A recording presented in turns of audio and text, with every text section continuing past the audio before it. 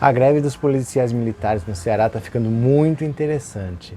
E a gente precisa olhar com lupa, a gente tem que olhar com lente de aumento, porque tem lições importantes que podem ser tiradas dali. Já vou explicar o que está acontecendo lá, eu só vou pedir para vocês. Se está aqui pela primeira vez, eu sou Roberto Cardoso, você já se inscreve no canal que a gente está quase chegando em 100 mil, estamos pertinho, ajuda a gente a chegar nessa meta. Se você quiser contribuir com o canal, você pode se tornar membro por R$ 7,99 por mês, é só dar um cliquezinho, tá bom? Então olha o que está acontecendo, já tem 11 dias as greves dos policiais militares lá no Ceará. E ali a situação está realmente complicada. Primeiro pelo seguinte, não pode nem ser chamado de greve, porque pela Constituição Federal Brasileira, os militares não podem fazer greve, né? Alguns serviços essenciais têm um direito de greve restrito, por exemplo, área da saúde, né, fornecimento de água, fornecimento de energia, transportes, porque como eles são serviços essenciais, a população não pode simplesmente ficar sem. Então eles podem fazer a greve deles, mas 30% tem que continuar funcionando. Então é obrigatório por lei ter 30% de efetivo funcionando. No caso dos policiais, não. É proibido por lei, não recebe nem o nome de greve, recebe o nome de motim. Então só de terem iniciado uma greve, eles já estão cometendo um crime. Mas militar está acostumado a ser julgado por militar. Então, por exemplo, em ações policiais, se acontece a morte de alguém, quem vai decidir é um tribunal militar. E normalmente fica por isso mesmo. Então eles são acostumados que eles não podem fazer greve, raramente fazem, mas quando fazem, fica por isso mesmo. Eles são anistiados. Aí eles fizeram a greve contra a lei, todo mundo sabendo que é contra a lei. As reivindicações deles eram 18, mas o principal era a reestruturação salarial. O governador do Ceará já tinha aceitado alterar o piso da categoria de R$ 3.200 para R$ 4.500. Isso dividido em 3 anos, né? 2020, 2021 e 2022, eles passariam aos poucos de 3.200, que era o mínimo, para 4.500. Só que o governador exigia que a lei fosse cumprida. Como é crime, tem 47 policiais, vamos arredondar para 50, que estão presos. Estão presos por ter cometido esse crime de fazer guerra, de fazer greve, de se amotinar. E mais uns 250 estão com um ponto suspenso. Eles estão suspensos por ter abandonado o posto. Então eles vão ficar suspensos por 3 meses sem receber salário. São duas coisas diferentes. 50 estão presos, a pena é até 3 meses de prisão por fazer motim. E 250, mais ou menos, estão suspensos, vão ficar 3 meses em casa, sem trabalhar e sem receber. As reivindicações dos policiais são a reestruturação, com a qual o governador já concordou, e a anistia. Eles não querem que ninguém fique preso e que ninguém seja suspenso. Mas o governador já falou, para eu dar o aumento, a condição é vocês voltarem ao trabalho imediatamente e não vai ter anistia. Quem for condenado vai ter que pagar pelo que fez. E aí ficou esse impasse. Os policiais falaram que não voltam sem anistia e o governador falando que não dá reestruturação enquanto eles não voltarem a trabalhar e aceitarem as punições que são previstas em lei, porque é crime um militar fazer motim, fazer greve. A última cartada agora do governador do Ceará foi o seguinte, ele fez uma PEC, proposta de emenda constitucional, dizendo que é proibido conceder anistia. Então, num caso desse, por exemplo, em que você tem policiais que estão condenados, cometeram o crime de motim, vão ter que pagar a pena de prisão de 3 meses, e outros estão suspensos por terem abandonado o posto, vai ficar proibido o governador anistiar depois da greve, depois do motim. Mas como assim PEC? Né? Porque PEC tem que ir para Brasília, tem que votar a Câmara, 2 turnos, no mínimo 60%, depois tem que ir ao Senado, votar em 2 turnos, 60%. É um negócio complicado. Mas não. O governador está fazendo uma PEC, uma proposta de emenda constitucional, mas a Constituição do Ceará. Porque funciona assim, a lei que rege o país é a Constituição Federal. A lei que rege os estados são as constituições estaduais. Então, cada estado tem uma constituição própria. E a lei que rege os municípios é a lei orgânica do município. Cada um faz a sua. Então, ele mandou para a Assembleia Legislativa do Ceará uma PEC, uma proposta de emenda constitucional que vale no Ceará, é restrito ao âmbito estadual, em que vai ser proibido o governador anistiar. Mas quando isso vai ser aprovado?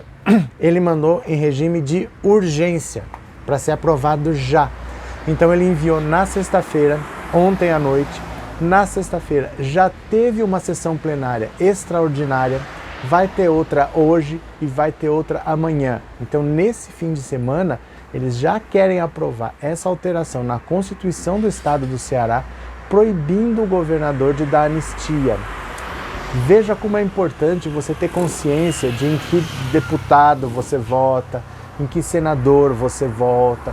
E deputado, não só deputado federal, mas deputado estadual. Porque agora, se o governador conseguir aprovar essa lei, isso significa que ele tem maioria na Câmara. Então não adianta eles falarem assim, aprovou a lei, mas dá um jeito aí, anistia assim mesmo, porque o governador vai estar respaldado.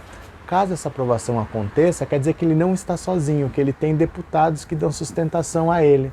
E às vezes muita gente nem sabe em quem votou para deputado federal e muito menos para estadual.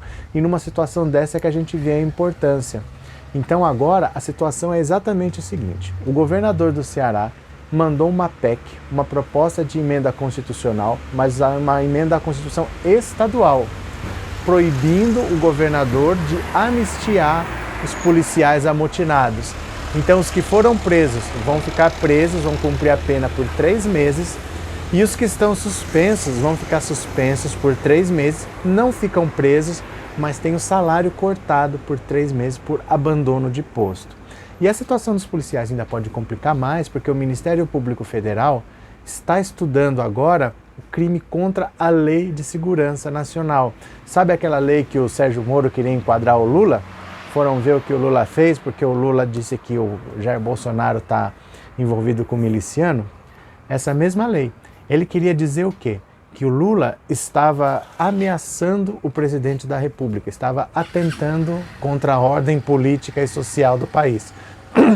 No entanto, você chamar o presidente de ter envolvimento com miliciano é no máximo injúria ou calúnia. Uma coisa que não é verdade é uma calúnia, mas não é uma ameaça à ordem constitucional. Por isso não deu em nada. No caso dos policiais, realmente eles podem estar atentando contra a ordem político-social do estado do Ceará, porque eles estão realmente tocando o pé, eles estão metendo o louco, eles estão claramente com motivação política, porque Jair Bolsonaro apoia policiais, eles façam o que eles bem entendem, para Jair Bolsonaro não teria lei.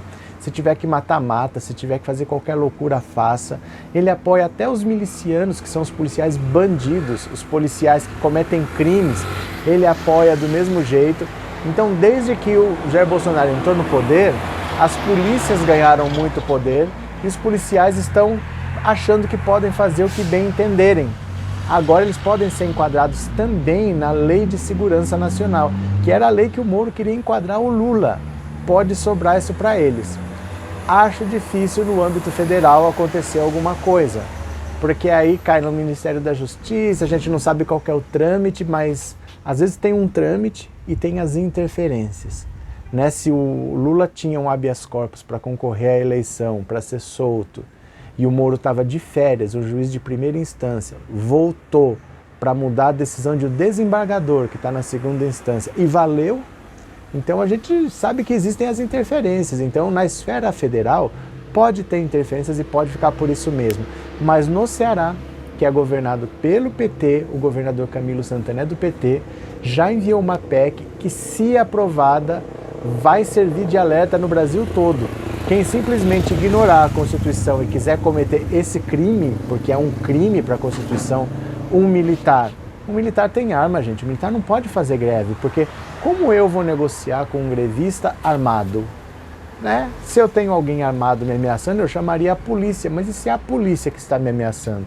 O policial não pode, não ter direito de greve por lei.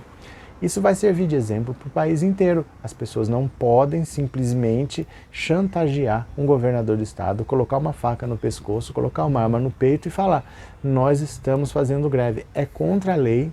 Eles não vão poder fazer isso, e agora, se essa PEC for aprovada, que está sendo votada no fim de semana, sessões plenárias extraordinárias, regime de urgência, isso vai ser um sinal muito forte para o Brasil todo. Vamos esperar, porque é uma vez o governo do PT, do Camilo Santana, que está pressionado, que está sendo chantageado, que pode dar exemplo de qual que é o caminho. Vamos ver se algum estado vai seguir a iniciativa e vamos ver se passa, né? Porque é uma proposta, tem que ser votada e tem que ser aprovada. Está sendo julgada esse fim de semana, é para a gente ficar muito atento. Valeu? Era isso, um grande abraço para vocês e eu já fui.